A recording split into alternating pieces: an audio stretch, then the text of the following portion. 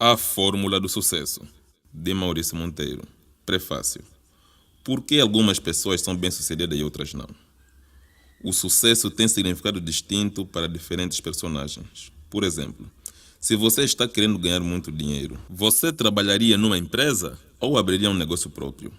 Bem, se você puxar o caso das pessoas mais ricas dentre quem trabalhou para a empresa e quem abriu um negócio próprio, com certeza você vai ver que quem abriu um negócio próprio ganhou muito mais dinheiro.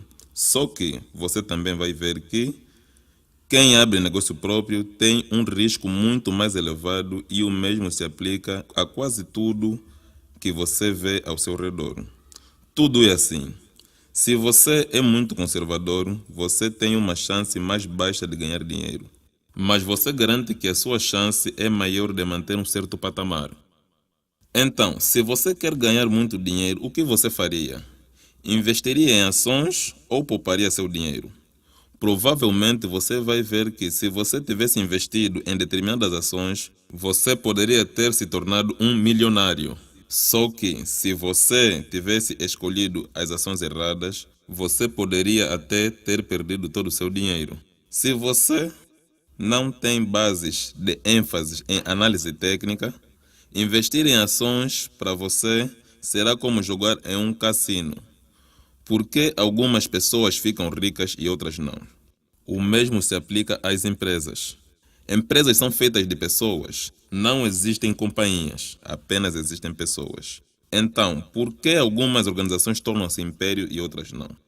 A resposta está no modelo de negócio e principalmente no mercado em que ela atua. Todavia, quando alguém pretende começar um empreendimento, investiga em mídias e 9 de cada 10 dos resultados sugerem que a pessoa faça um plano de negócio. Aí o empreendedor faz um plano de 40, 50 páginas tentando encontrar um negócio sustentável. A desvantagem está quando o plano de negócio foca no modelo final do produto, o ponto em que a versão ultimata já foi criada e é entregue ao cliente. A organização baseada nesta estratégia tende a falir por 2 motivos. O primeiro é que nem sempre que a necessidade do empreendedor encontra é a necessidade de outras pessoas. Imagine um episódio fictício que acontece num transporte público com 20 lugares e 21 passageiros a bordo. Apenas o 21º passageiro vai notar a falta de cadeiras.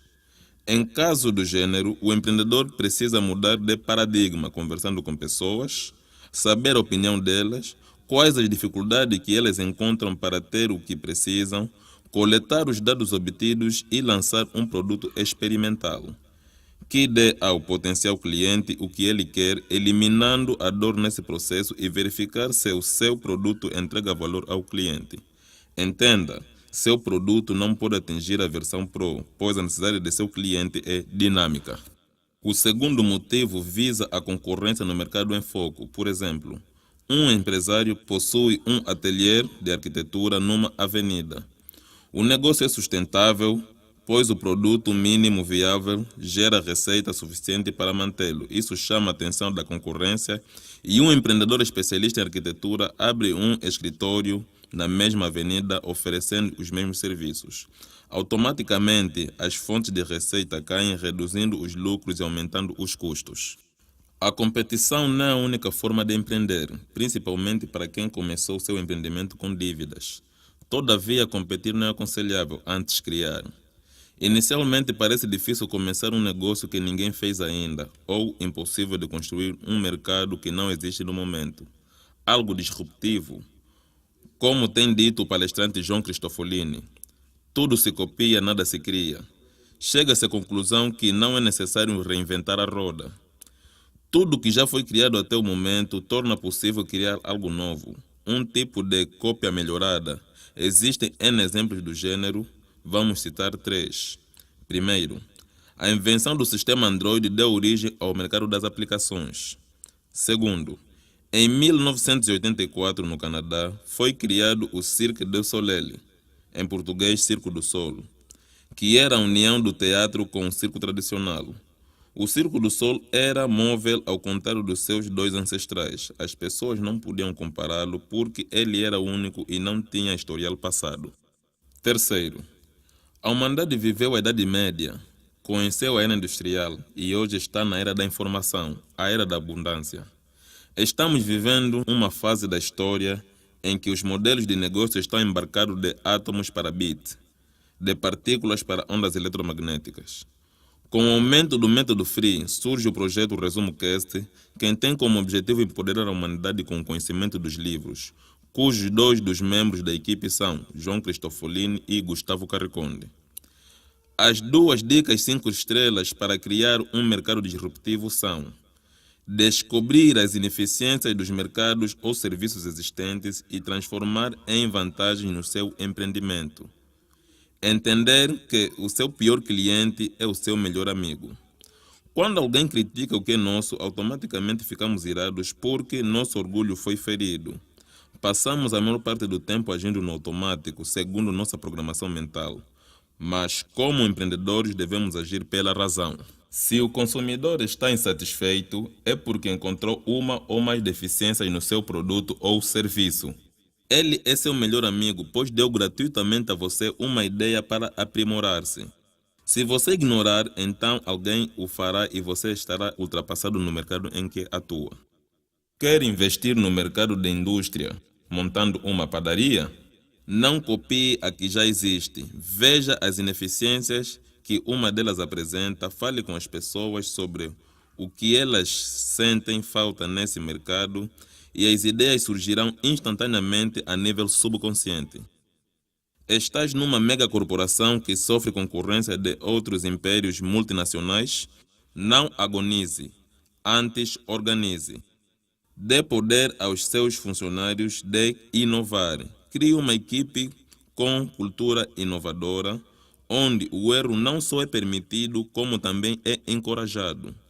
Esta mini repartição precisa ter autorização de atacar o modelo de negócio da empresa-mãe se for necessário. Grandes inovações não são resultado de mentes superiores isoladas.